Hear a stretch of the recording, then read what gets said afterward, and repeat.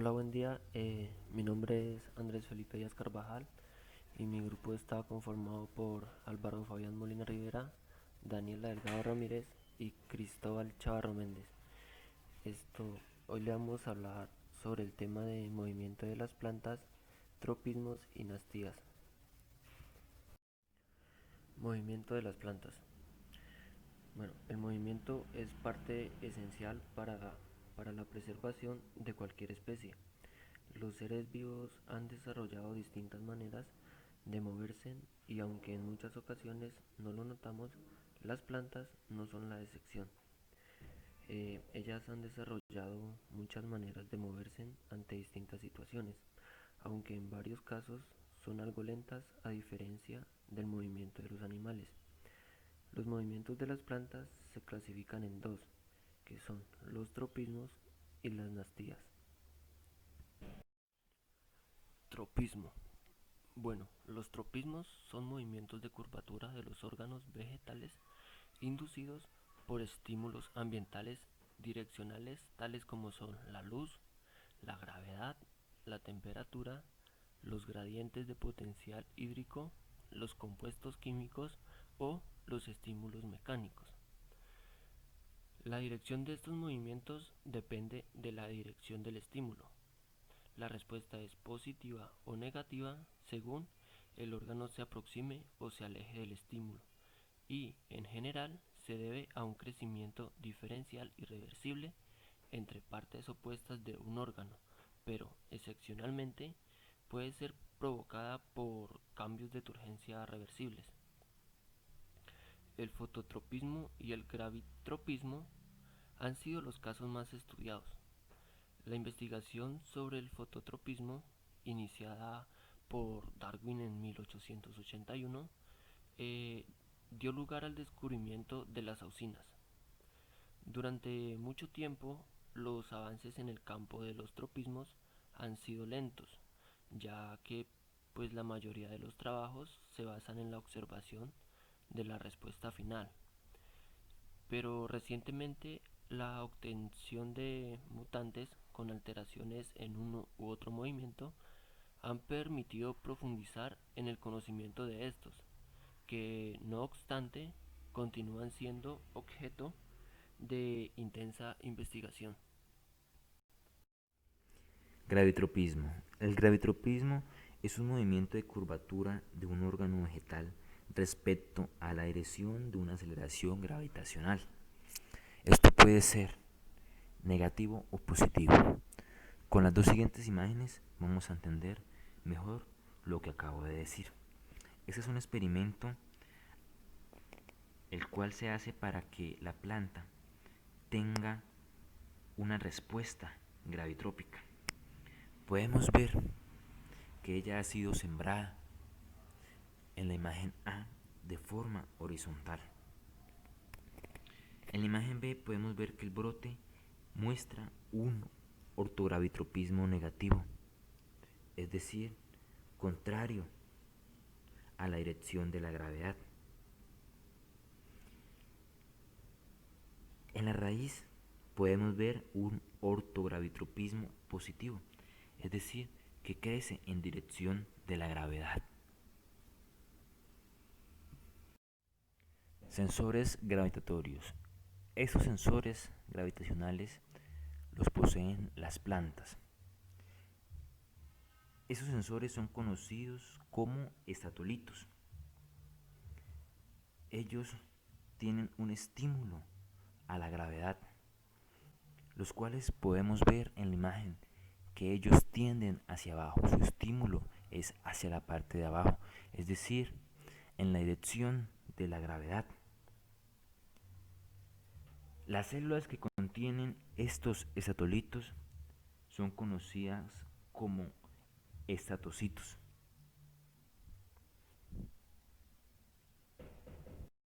Existen dos tipos de estatolitos, uno en chara y otro en las raíces de angiospermas.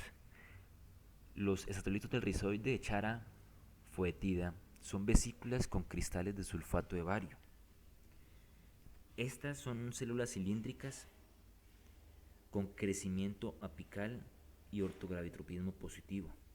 Contienen estatolitos formados por vesículas procedentes del retículo endoplasmático, repletas de cristales de sulfato de bario y agrupados en la zona subapical. Los amiloplastos son los estatolitos de las angiospermas. Las células que contienen los amiloplastos se denominan estatocitos, es decir, las células que contienen los estatolitos.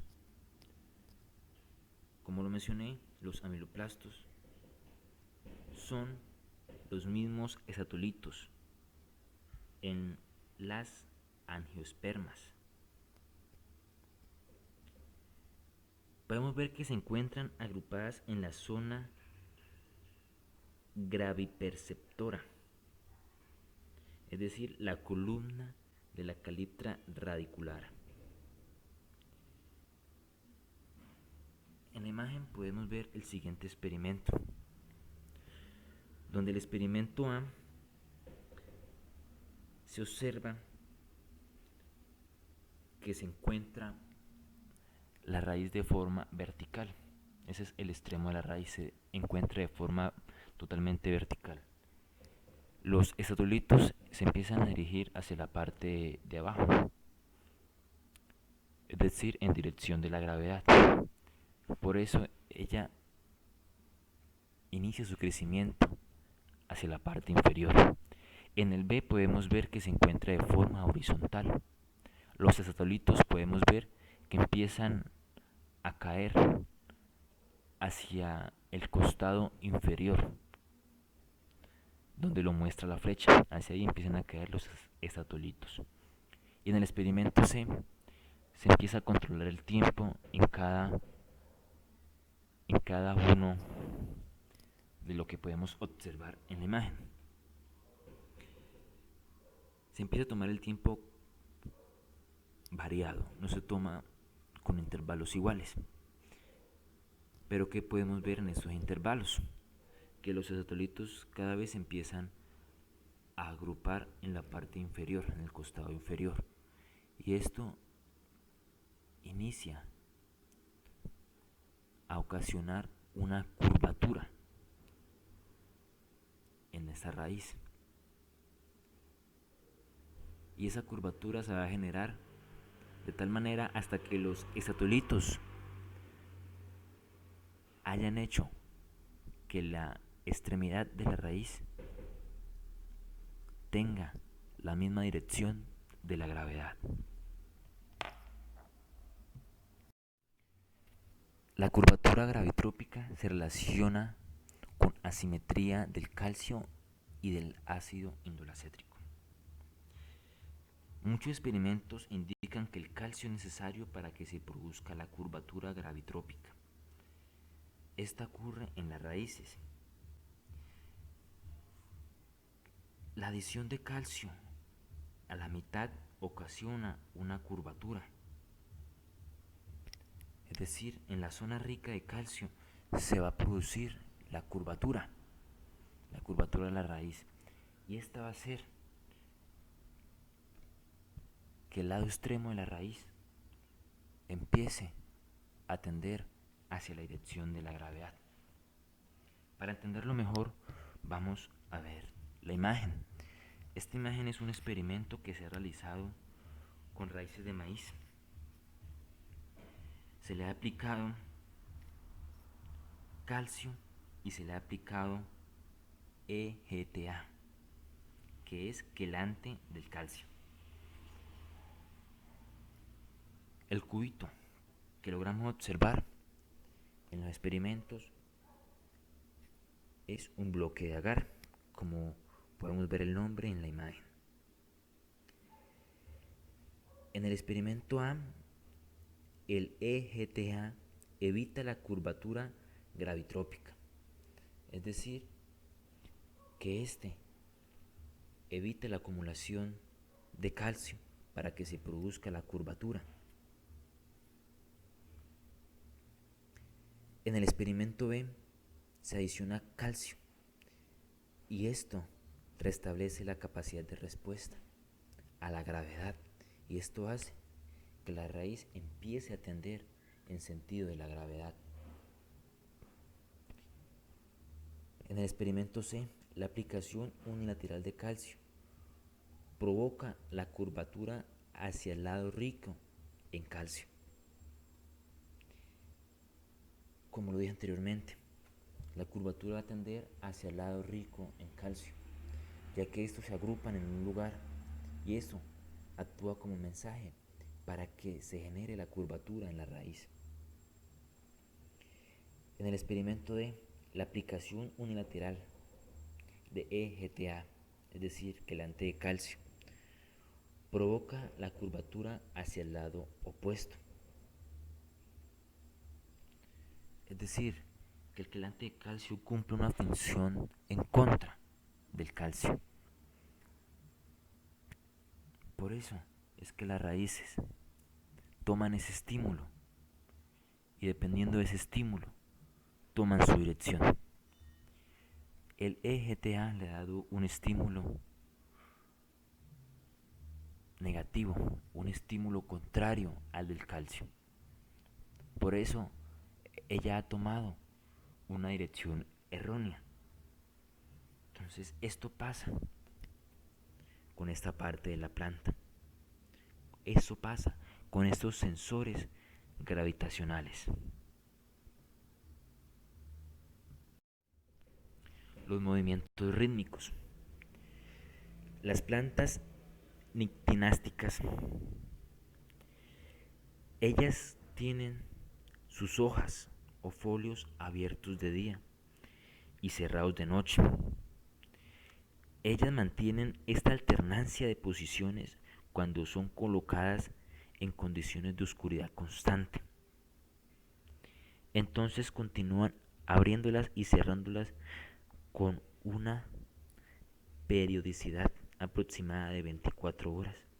O sea que el periodo de ellas para abrir y cerrar sus hojas son de 24 horas. Este es un movimiento rítmico circadiano.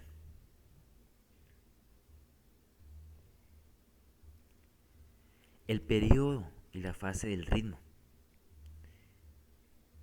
Este debe hacerse en condiciones ambientales constantes. Es decir, que la temperatura y la luz no varíen extremadamente, que se tengan relativamente constantes estos factores para que se pueda hacer una fase rítmica adecuada, ya que controlando esto podemos saber el periodo en que la planta va a mantener las hojas abiertas y las hojas cerradas. ¿Qué va a pasar con ella? Vamos a saber cómo actúa el ritmo en ella. En la imagen podemos ver cómo esta planta de noche cierra sus hojas y de día las abre para que de día pueda tomar la luz del sol y hacer sus procesos.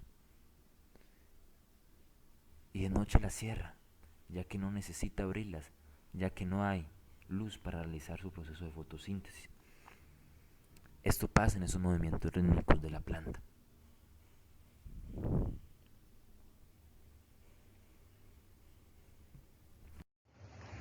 La nictinastia es una respuesta reversible a estímulos lumínicos que implica movimiento de las hojas, las cuales se encuentran extendidas durante el día y plegadas durante la noche. Las nictinas han sido denominadas movimiento del sueño. El movimiento se debe a cambio de turgencia de las células motoras pulvinulares. Existen dos tipos de células motoras, las células motoras extensoras y las células motoras flexoras. Las extensoras son las encargadas de hacer que las hojas de las plantas se extiendan durante el día, se abran para que éstas reciban la iluminación solar. Y las células motoras flexoras son las encargadas de cerrar los folios durante la noche. La luz roja y la luz azul controlan el movimiento nictinástico. La luz azul es la luz que vemos durante el día. La radiación de la luz solar pega a la planta, esta crea un estímulo y hace que el folio de la hoja se abra y se extienda. En el caso de la luz roja, vemos que como ya no tiene este estímulo, el folio de la hoja se cerrará durante la noche. Seimonastia. Son un movimiento dado por estímulo físico o químico. Se usa el mismo mecanismo de cierre foliar, pero este es utilizado para la alimentación. Este movimiento se observa principalmente en plantas insectívoras.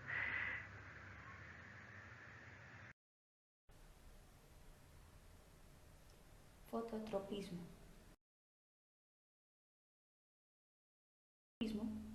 Es la curvatura de un órgano vegetal inducida por un gradiente externo de luz, el cual puede conseguirse a través de una irradiación unilateral o mediante irradiación bilateral, radial o vertical asimétrica. Entonces, en otras palabras, se le conoce así al movimiento natural y orgánico de un vegetal en dirección de la luz. Esto se debe a la capacidad natural de una planta para cambiar la dirección según los cambios en la iluminación del ambiente. También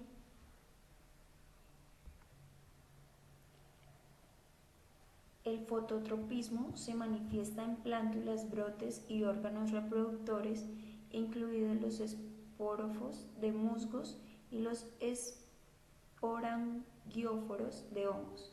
En general, los tallos y los órganos aéreos muestran fototropismo positivo, mientras que en las raíces y otros órganos subterráneos presentan fototropismo negativo. Entonces, esto nos lleva al fototropismo, como lo decía. Entonces, el fototropismo positivo es la estrategia que tienen las plantas para captar la mayor cantidad de luz solar que les sea posible por medio de sus hojas. Cuando las plántulas crecen por fuerza de la gravedad, inmediatamente reciben una pista para orientar su camino y de esta manera son capaces de doblarse en dirección a una fuente de luz. Este movimiento se realiza por medio de la auxina, que es la fitohormona, la cual es regulada por la cantidad del sol y además es la responsable de flexionar las plántulas en búsqueda de luz. Vamos a hablar del fototropismo negativo, que es la tendencia que tienen algunos tipos de plantas para alejarse de la luz solar. Un ejemplo de ello, pues como lo vemos en la imagen, son las raíces que crecen contrarias a la dirección del sol, pero aprovechan la humedad y los nutrientes del suelo.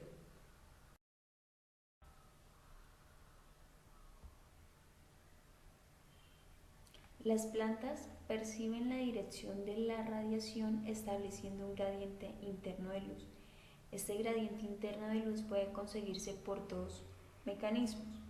1. La refracción y 2. La atenuación, donde la refracción de la luz es un efecto lente, es posible en las células transparentes con un índice de refracción distinto al del medio, que sean lo suficientemente esféricas y grandes como para actuar y enfocar un rayo de luz. La atenuación de la luz se produce a través de la absorción de la radiación por el propio sistema fotorreceptor, por otros pigmentos o por ambos medios y de su dispersión.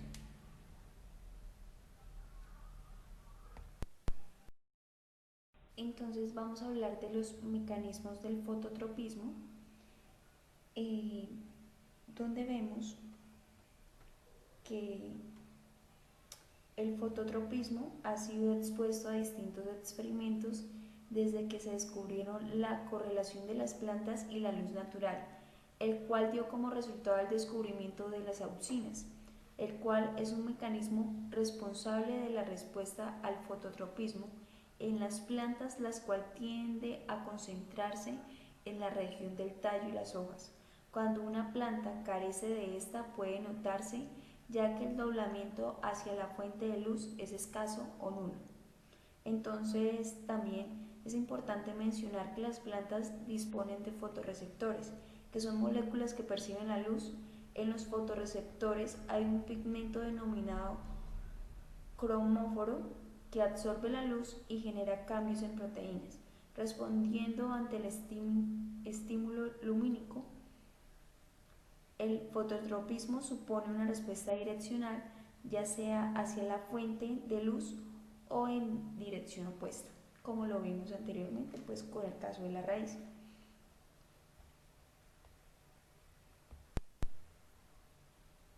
Entonces, cabe resaltar que las fototropinas son los fotorreceptores más importantes.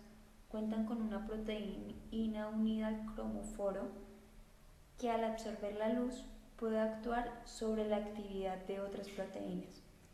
El diferente modo de activación de las fototropinas hace que la auxina, una hormona vegetal, se dirija de modo desigual a los distintos sectores de la planta. Como la auxina fomenta el desarrollo celular, el crecimiento de la planta varía según la incidencia de luz por el fenómeno del fototropismo. Entonces, como los tallos crecen en dirección hacia la luz, el fototropismo positivo es clave, ya que la respuesta favorece al desarrollo de la fotosíntesis. Las hojas tienen un mejor acceso a la energía lumínica. Entonces seguimos con la curvatura fototrópica, se debe a la formación de un gradiente hormonal. Entonces la curvatura fototrópica es consecuencia de un cambio en la distribución espacial de crecimiento. En general, se produce por una reducción de la tasa de elongación de las células del lado irradiado, mientras que la tasa de crecimiento de las células del lado no irradiado no varía, aumenta. El mismo grado de curvatura puede conseguirse mediante diferentes cambios en el patrón de elongación. Cuando hablamos de gradiente, nos referimos a una variación de una magnitud en función de la distancia. Entonces, acá directamente estamos hablando de que si el tallo no recibe la suficiente fuente lumínica, pues no va a crecer lo esperado. Las nastías. Entonces, con esta denominación se conoce una serie de movimientos de órganos inducidos por estímulos ambientales no direccionales y cuya dirección viene determinada por la propia anatomía del órgano. En general, las nastías se deben a un cambio reversible de la turgencia celular, aunque algunas resultan de un crecimiento diferencial entre los lados opuestos del órgano. Entonces, esto dicho en otras palabras, las nastías son una forma de movimiento de las plantas que resulta de la percepción de un estímulo externo en una dirección, pero donde la dirección del movimiento resultante es independiente a la del estímulo percibido. Ocurre prácticamente en todos los órganos de las plantas, entre ellos están las hojas, tallos, ramas, flores, zarcillos y raíces. Entonces tenemos que entre los mecanismos que tienen las plantas para adaptarse al medio que las rodea se encuentran algunas formas de movimientos que reversible o irreversiblemente resultan de la percepción de estímulos lumínicos, térmicos, químicos, hídricos, táctiles, gravitacionales, productos de heridas causadas por herbívoros al alimentarse, entre otros. También encontramos que el movimiento en las plantas está clasificado tradicionalmente en dos tipos, los tropismos y las nastías.